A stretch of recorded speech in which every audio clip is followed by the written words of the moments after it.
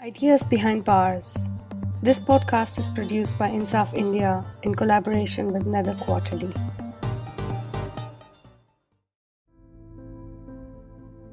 Hello and welcome to Ideas Behind Bars, a podcast in which we discuss the ideas, thoughts, and works of thinkers, activists, artists, and scholars from India who have ended up behind bars for their work or whose work has been censored or silenced. This podcast is produced by the collective InSAF, International Solidarity for Academic Freedom in India, and is supported by Nether Quarterly. Since early 2022, InSAF India has hosted a closed bi-monthly reading circle in response to the growing incarceration of social justice advocates and critics of the government and the stifling of democratic thought in India. By coming together to engage with ideas and works of anti-caste, democratic, anti-authoritarian thinkers who are incarcerated by the state, we wish to support the work of these thinkers, to encourage people to read their work and to contribute to the circulation of democratic thought that educates. Why are these ideas so dangerous, and for whom? This podcast series is an outcome of the reading circle. It is an attempt to broaden our discussions and to share them with our listeners.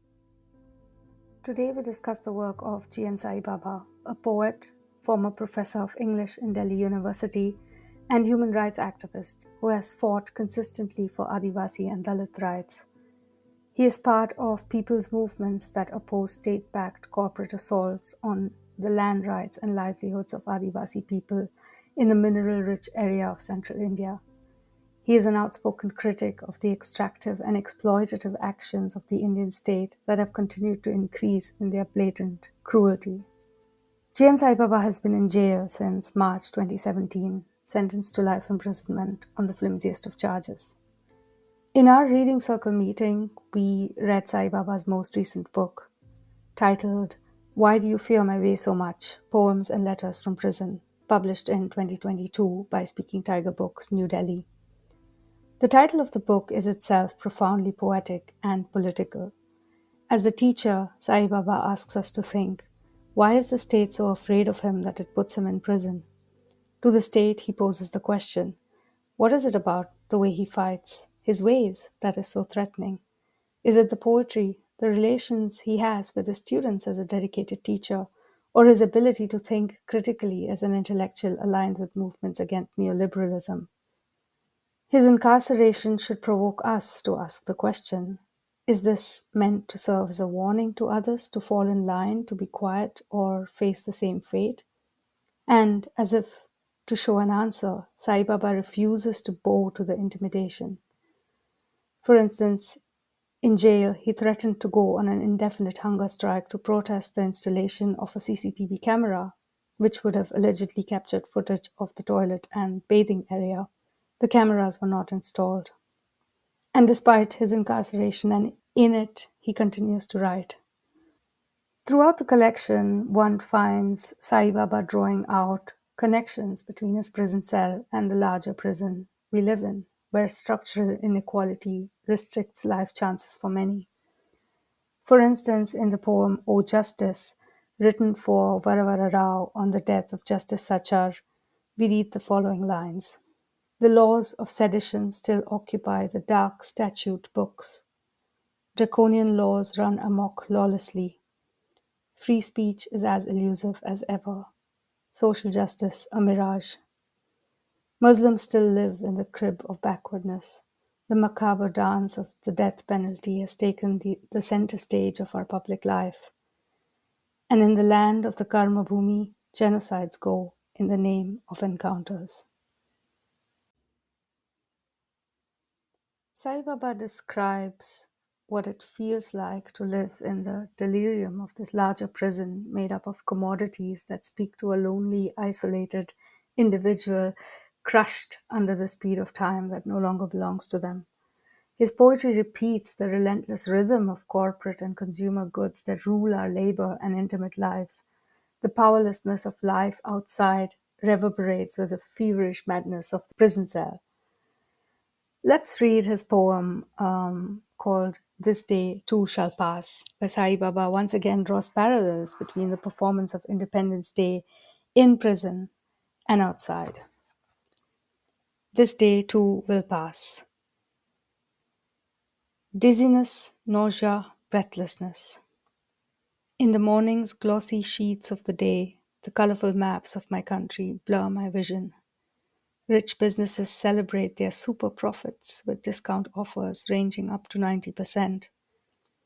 The GDP is set to take the surge this quarter to an all-time high, official estimates foretell. The markets roar in one loud and fierce voice on the holy day against the sliding economy. Outside the high walls of my state's abode, the destitute children in uniforms of half nakedness asking for alms parade around the islands of busy traffic with flags of patriotism made in China in their wretched and delicate hands. It's reported somewhere deep inside the pages. Dizziness, nausea, breathlessness.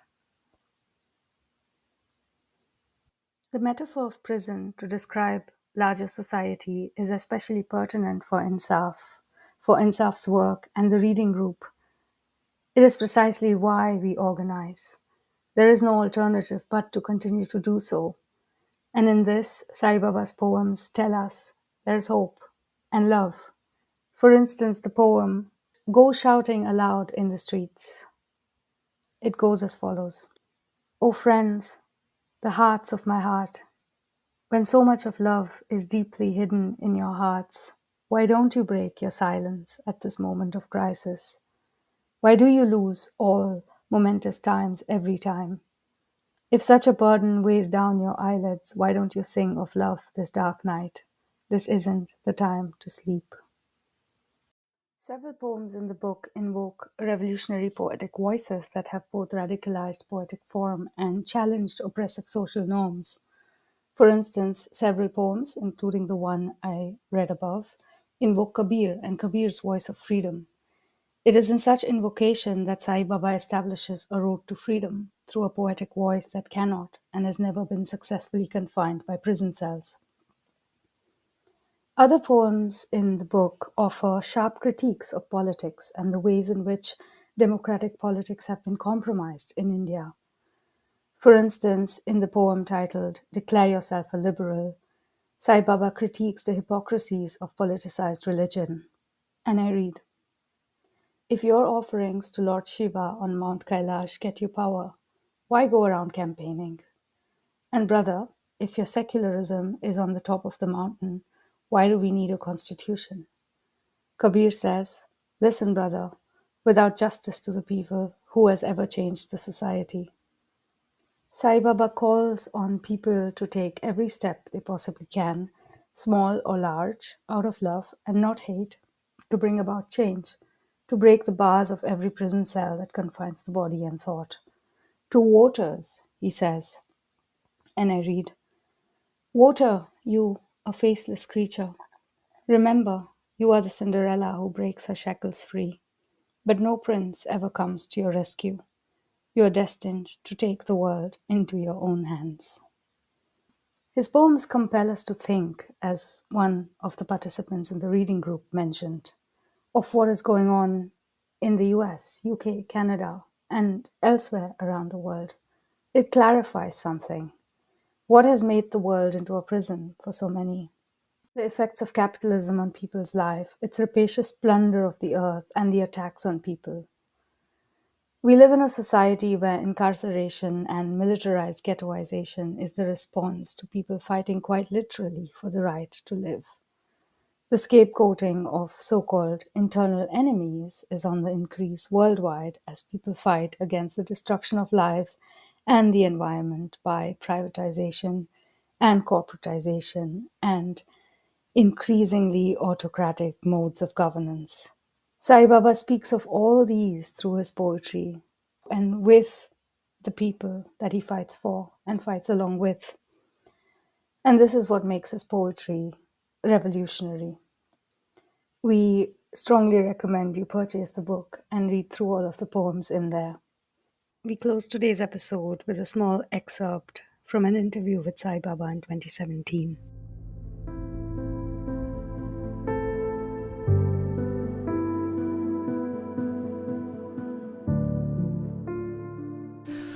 Now, in this country, the majority of the cases are dealing with the acts of terror are actually acts of having alternative ideas other than what the government or the ruling parties have.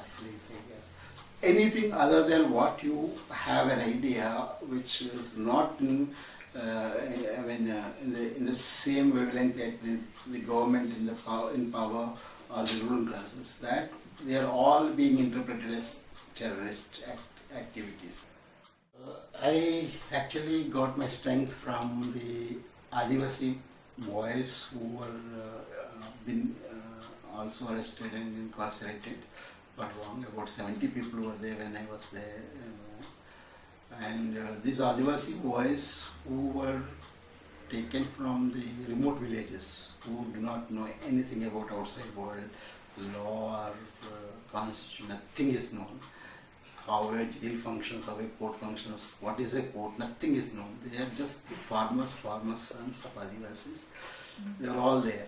So the jail authorities, after some struggle, they used to give 1 or 2 boys to help me from these people who were implicated in the Naxalite cases. They really helped me and saved my life. Actually, they did everything for me. That gave me the strength. I mean, in fact, I was actually talking for their rights and their survival, and I was talking against the genocide before my arrest. And very interestingly, the same people saved me from the same areas who were incarcerated and they was there in the jails. So, I mean, people who do not know anything of this could be there in jail for 5 years, 6 years, 7 years, and still they don't lose their sanity. Gave me strength. That was Ideas Behind Bars. In the description below, you will find links to some of the resources we referred to and detailed citations of the books we read from. We welcome free use and circulation of the podcast with first publication credits to InSAF India. Stay tuned for more episodes. Follow us on Twitter at InSAF India for our latest updates.